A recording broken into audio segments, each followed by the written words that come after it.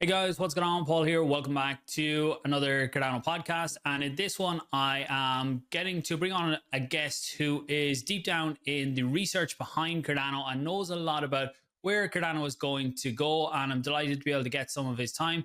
Chris, you are very welcome to the channel. Thanks very much for taking the time to come on. Do you want to give an introduction to yourself? And then we'll get into all the possibilities in around Cardano scaling, and in particular in this one, LEIOS. Absolutely, I would love to. But first, Paul, let me say sincere thanks to you, and an even bigger thanks to your audience for carving out a little bit of time to listen to what we're doing. I'm pretty excited because, as far as I'm concerned, I've got the best job in the world because I get to come here and do things like this. So, my name is Chris Bennett. I work in developer relations with the innovation and R&D group at IOG, and so we're a group that is specifically focused on testing out new ideas, researching them, building prototypes, seeing what works and what doesn't, what sticks to the wall, if you will. And then once we have something successful, we hand it over to engineering, and it actually gets built out into something real. And I get to come out in front of the community and talk about all the amazing work that folks, orders of magnitude much smarter than I are working on right now. So really happy to be here. And like I said, big thanks to the audience for carving out the time. Yeah, no, I know you're a busy guy, so I do appreciate getting to learn. The way I like to see these is I get to learn a topic, and then hopefully by me learning about it, everybody watching is able to get an introduction into that too. So one of the biggest ones at the minute is LEIOS. That's what we hear, Cardano scaling. Some say we're so far behind, some say we're so far ahead with what's coming. But LEIOS is one that is probably one of the next big ones that we will see. Do you want to give an introduction to kind of what it is, and then we'll get into maybe an overview how it works and then the potential impacts for Cardano? Yeah, I would be happy to. And I love the way you describe that because it almost forms these concentric circles in the way that people think about LEIOS. At that very outer circle, I think a lot of folks in and around the Cardano community have heard of it. And then you have the inner circle, maybe folks who kind of know what the goals are. And then the small little core who kind of understands actually how it works. And so, a big goal in doing outreach like this is to expand those circles. So, what is LEIOS all about? And I think if you ask a lot of people out in the community who've heard of it, they would say, hey, it's this attempt to speed up Cardano, right, to get it into the hundreds or thousands of transactions per second. And that's true. But what LEIOS is really all about is greater throughput, not necessarily increasing the speed of any one particular transaction, but being able to process many multiple transactions in parallel. And maybe the best simple analogy is if you've ever found a really good restaurant, a really good pizza joint, or someone who makes a great burrito. They're typically these small little entrepreneurial operations. When they first get popular, maybe it takes 5 minutes to make a burrito, but they've only got one person back in the kitchen making them. So if I show up, Paul, you're already ahead of me in line. Well, I got about a 10-minute wait. I got to wait for yours to get made and then mine. Well, imagine we had a second hand there in the kitchen, and now we can make 2 burritos simultaneously. Well, now I'm right back down to that 5-minute wait. So we're not doing anything in LEIOS to really speed up the transaction time, but what LEIOS is all about is enabling, again, that throughput. And that really potentially opens some very, very exciting doors in the world of Web3. Okay, yeah, I think that's a good analogy to explain how it works. And yet some people do think that it just means Cardano is going to get so much faster, but it does help scalability just in a slightly different way. And there are other areas that can make it faster finality, which we might touch on. We'll see how this goes. What my understanding, and I don't want to get too deep into any technicals here, is that right now on Cardano, we have one block every 20 seconds. Everything has to fit into that block. If it doesn't, it goes into the next, and so on like that. First in, first out for Cardano. So what LEIOS will do is put more blocks, more frequent blocks, but we still will have the one, I can't think of the word, for the one block that will confirm it. So we will have more frequent blocks, but then it'll still be the block that's every 20 seconds that confirms it, is it? Or it's something that's a very dumbed down version of. No. These are all great questions. LEIOS it's funny because Up to this point in Web3, we've been able to just talk about blocks, right? But Leos introduces different types of blocks. And so going forward in Leos conversations, you're going to want to distinguish between input blocks, endorser blocks, and ranking blocks. And the way this works theoretically is very simple. The complexity is all in the details. But input blocks are kind of what we would traditionally think of as standard blocks on a Web3 ledger. So this is just a block that contains incoming transactions. We can dive a little bit deeper into the full transaction lifecycle after this if you like. After that, we have the endorsement blocks. And so these are blocks that come along and they reference one or more, hopefully not more than one input block. And then these get endorsed and certified by the network. And then finally, we have the ranking blocks that come along and order all of the endorsing blocks. So we have an official order on the chain. So it's kind of this separation of concern. And really the genesis behind this is when the research team was looking at utilization of a node. What they saw is that there were huge spikes. When transactions are being recorded on the ledger and processed, resources are being used. And then we have all this idle time where we're just sitting there doing nothing in between transactions. And so Leos is really an attempt to fill that idle time with the creation and management of endorsement and ranking blocks. And so that's why we're able to get much greater throughput without having any effect, as you mentioned, on that initial transaction settlement time. Okay, that's good there. And one thing, I suppose, one concern from people is that right now anybody can run a node on Cardano. I know the requirements have gone up slightly over the years from people running on Raspberry Pis, although I think I still see some people are able to do it on souped up Raspberry Pis. But will that kind of thing change in the future? Will this put a lot more requirements on the hardware that we all need? I'm an SPO myself, so do we need bigger hardware in the future?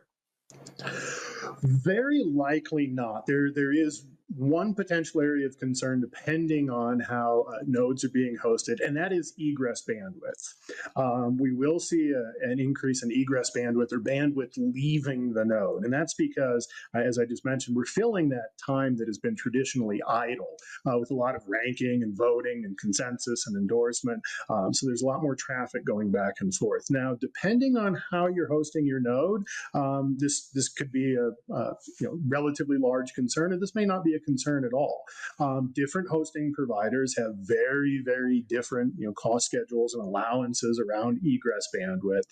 So depending on the hosting provider you're with, you may see very little cost increase. If you're with some other hosting providers, you may see a moderate one. Luckily, to anyone worried about this, we do have a website up. Paul, I'll leave you with the link. You can leave it with your audience. It's got some cost calculators on there. So if you're running a node, you can punch in your parameters, punch in your hosting provider, even compare different hosting providers. And the other really exciting thing about Leos, this is much more long-term. I want to properly set expectations. But if Cardano gets to 1,000 plus TPS a second, that really changes the revenue side as well. And so there's a very good chance long-term that node operators such as yourself are seeing a much greater revenue coming in to cover any possible additional costs. But I would encourage anyone in a similar situation watching right now, check out those cost calculators. If you have concerns, reach out to the team. We have monthly development calls that are open to the public. We welcome questions, feedback, concerns. It's a great way to help us check our blind spots as well and make sure that we're not overlooking any important concerns. So please feel free to join the conversation. Great. Well, look, it sounds great. I will leave any links that you pass on. I can leave in the description of the video for people to check out themselves, and I definitely encourage anyone to get involved in them monthly calls. And we'll probably do some follow-up calls. Maybe we can touch on any questions people have. They can leave them here or join the monthly calls, and we can touch on them when we take up hopefully another scaling topic or research topic in another few weeks. But just on that, you mentioned the TPS there. I heard 1,000 TPS. TPS is always something that's Cardano gets crucified for at times, and then other networks kind of show off about the TPS. That's the big hype, is we can get X amount of TPS. What is 1,000 TPS? Is something that is achievable with Leos, or I know lots of people don't like measuring in that, but it still is one that's standard across the industry until you take UTXOs into account, maybe? Absolutely, yeah. It's whether it's the measurement that tells us the most or not, it's the one that everyone wants, right? So we have to talk about TPS at some point. I really tip my hat to the folks at IOR and IOE, our research and our engineering groups, because they are some smart people who really put some thought equity into all of this. The way LEIOS stands in its current design, and just to give your audience a little back information about that, our group, the innovation and research group, is now handing off the work that we've done on LEIOS to the engineering group. So as of the time of this recording, September 2025, all of this is starting to move from theory and concept and simulation into actual reality. And so I throw that out there because some of these numbers or design choices may change slightly as time goes on. But the way LEIOS has been architected is that if we don't need LEIOS, we can just run standard Peros.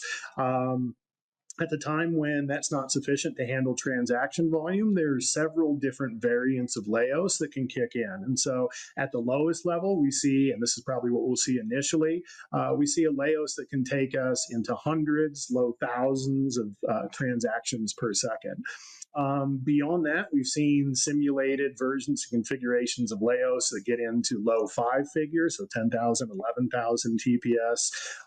Potentially, and this is all still very, very hypothetical, but when we talk about Hydra, about Cardano's layer 2 scaling solution, combining LEIOS and Hydra together, that's where things get really, really exciting. And I think we could push that another order of magnitude, maybe even 2 orders of magnitude greater. As far as what this opens up, it's really, really exciting.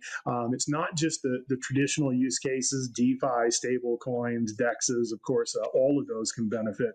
But being able to do some crazy things that we've just never done in the Web3 world.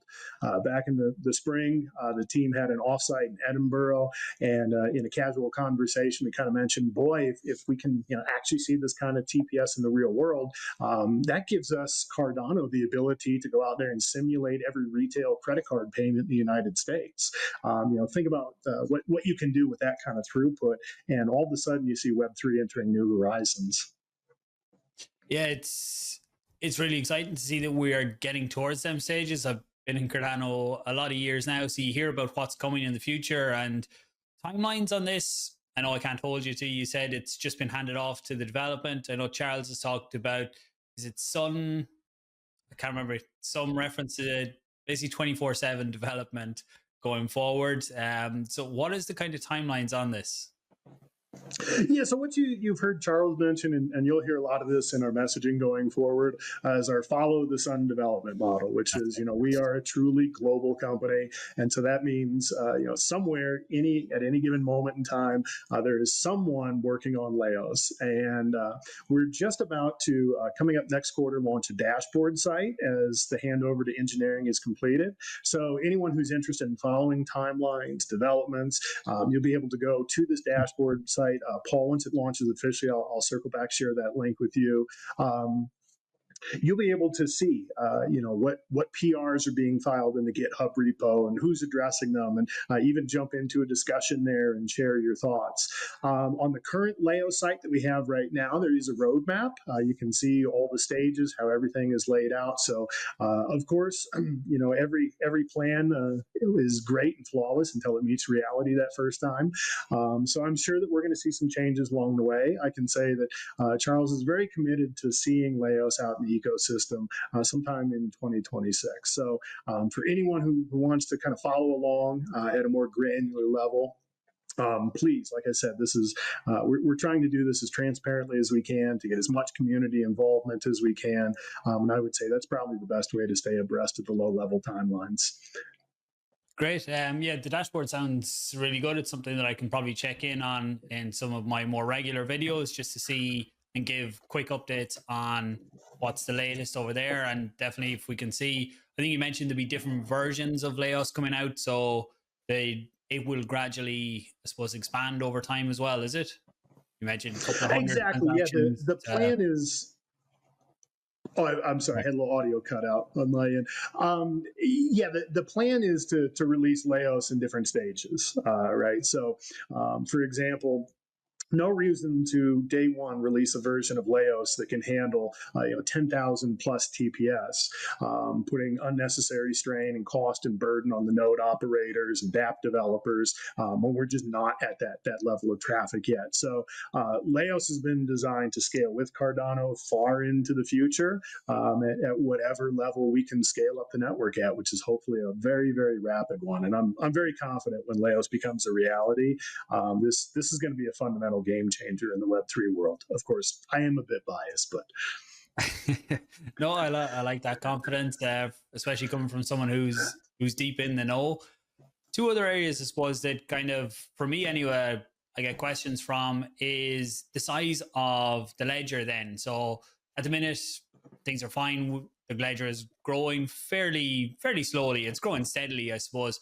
But if we do get to them types of levels of transactions, a couple of thousand transactions per second, is there any ongoing research on the size of the ledger and ways that can be handled? Because again, we still want to let as many people as possible run nodes. We don't want to get to the stage of Solana where you nearly need a data center yourself to store all of the data.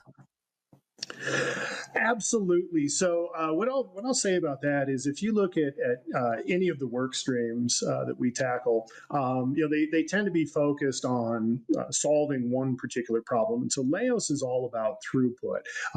Leos does not directly address that concern about the ledger size, but that is something that is forefront in everyone's mind.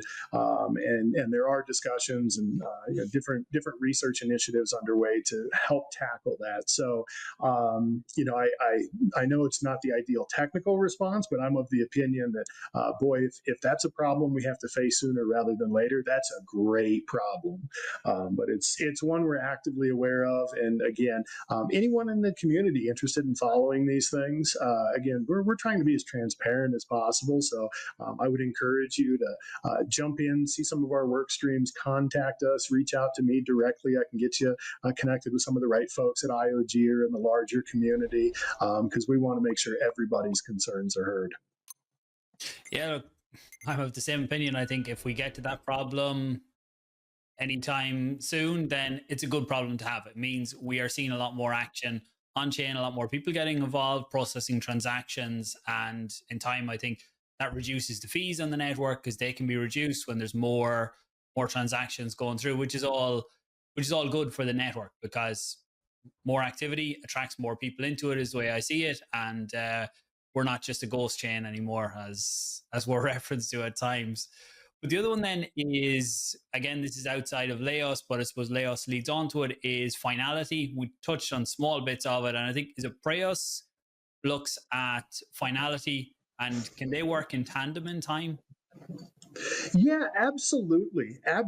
So it's, for me anyway, and I'm sure, I'm not alone in this. I'm sure there's some folks watching this right now who might feel the same. When I first started with IOG and was trying to wrap my head around all this, it was a little bit confusing to me understanding how all these components fit together as well. So I think, sometimes it can help to kind of step back and look at the transaction life cycle, and that can kind of help put it into view. So, think about initially we have transactions that are being created and submitted to the network. So we have nodes that are just picking transactions out of the mempool. All this is happening pre-Leos, is happening at the base Ouroboros level. Then those transactions are selected out of the mempool and put into input blocks. Then we get to validation and execution. And this is really still in the Prouse world. So this is where we're doing any Plutus script executions. This is where we're also, Leos is stepping in and starting to build and propagate the endorsement blocks. And then from there, Leos takes over propagating, certifying the endorsement blocks, and creating the ranking blocks behind it.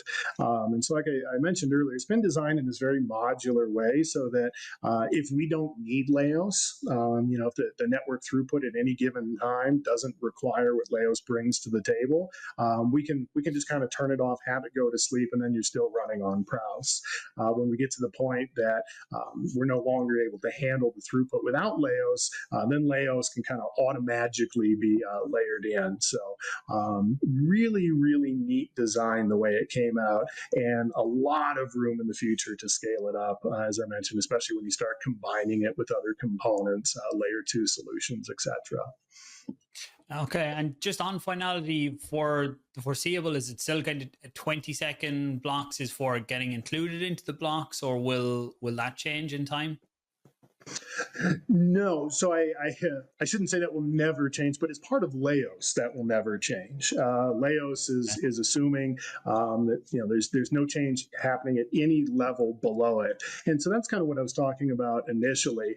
There's a big misconception, especially with folks who are architecting or building dApps, that boy, once Leos comes out, that 20-second transaction is going to go down to just 1 or 2 seconds. No, it's still going to be a 20-second transaction. The benefit of that is it's always going to be a 20-second transaction. It doesn't matter if there's an airdrop going on that day, or some crazy new meme coin that launched, or we're busy simulating every retail credit card payment at the same time. So you get a lot more confidence in that time figure. Okay, so anything else that kind of be good to cover? I'm kind of conscious on time and trying to keep this as a good overview for people. And I think I mentioned earlier, we'll look to dive into other aspects in other calls if I can get more of your time. But is there any other topics that are interesting that you're looking at right now that maybe we could look at some other day? Absolutely. There's kind of a lot in the pipe that we're looking at right now. So we've got Leos, which we've talked about. We recently open sourced a piece of work called Phalanx, which is all about hardening the network against anti-grinding attacks. Jolteon liveness is another work stream we're just wrapping up, which is a consensus modification for partner chains that helps the chain perform reliably under stress, even being able to cold restart. There's Cavefish, which is a very lightweight UXTO protocol that's currently in the works. So a lot of interesting stuff going on. Like I said, I really do have the best job because all these people, much, much smarter than me, get to go and do all this cool work, and I get to come out here and talk about it and be associated with it. So yeah, lots of great stuff. Anything your audience is interested in, I would be more than happy to come back and talk about. If we want to get some folks, some team members who can speak at a much deeper technical level than I'd be happy to facilitate that as well. We just, really want to shine a light on all the cool work that's happening right now, really get the community excited and involved as much as we can. I think you play yourself down a little bit too much. You're a fountain of knowledge here. So what I'll do is I'll leave it to the audience, people watching here, is please do put your questions down below. If there's any topics that you would like us to try and dive into to explain different aspects, whatever they are. I think probably a lot will come around scaling, but the future of the Cardano network, leave comments in the description down below. We'll see what we can put together, talk to Chris, and as he said, maybe bring in some other guests from the team as well to try and just give the answers to what people are looking to get into. And Chris has mentioned a few times about transparency and keeping things open. So that's what we'll hopefully try to do, and maybe turning this into a series. Chris, thanks very much for your time. I really appreciate it. Is there any closing thoughts or anything on Leos or anything else that you'd like to leave the audience with? Stay tuned, get involved, follow what we're doing, give us your feedback, especially the criticism, right? The compliments only serve to make our egos bigger, but the criticisms help us see the blind spots. And again, most importantly, Paul, big thanks to you, and even bigger thanks to your audience for making this time, for listening to what we're doing, and for all the support and love that we get from the community. It really makes all the difference. Well, Chris, on behalf of the audience and everyone watching this, thank you very much for all of the insights that you've given us here today. And anyone watching, please do share it out. Let others know what has been built, the potential TPS figures, if that's what you're into, timelines, anything like that. And do leave questions in the comment section below, whether that's on X or on YouTube or wherever you see this. And we'll gather them all together and hopefully be able to put together even better content for you going forward. Thanks for watching. Talk soon.